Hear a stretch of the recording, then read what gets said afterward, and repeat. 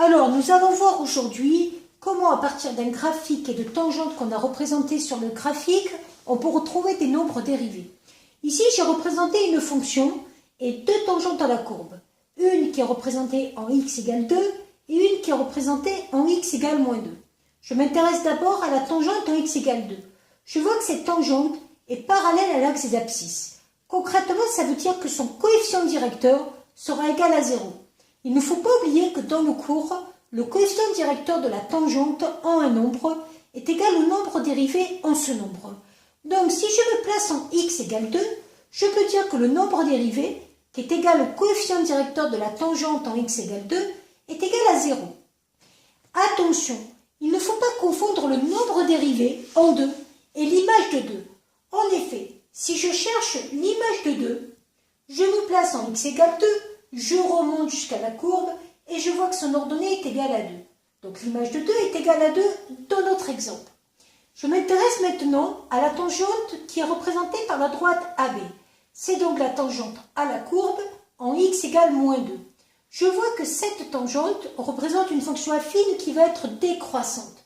Je vais donc avoir un coefficient directeur négatif. Ce coefficient directeur négatif, pour trouver la valeur de coefficient directeur, j'ai deux possibilités. Soit je vais me décaler de 1 sur l'axe des abscisses et je vais regarder de combien je descends. Ici, je descends de 2. Je vais donc dire que son coefficient directeur est égal à moins 2.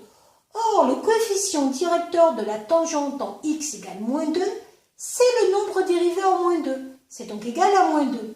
Si jamais le graphique ne me permet pas de lire directement le coefficient directeur, je vais utiliser la formule de cours qu'on a vue en seconde qui dit que le coefficient directeur d'une droite, c'est la variation d'y sur la variation de x. La variation d'y va me donner moins 3, moins 1. Sur la variation de x, moins 1, moins 2. J'arrive à moins 3 plus 1 sur moins 1 plus 2, ce qui va me donner du moins 2. Je retombe bien sur le nombre dérivé que j'avais trouvé juste avant. De même, il ne faut pas confondre l'image de moins 2. L'image de moins 2, je me place en moins 2. Je vais jusqu'à la courbe et je regarde l'ordonnée, moins 1, avec le nombre dérivé en moins 2.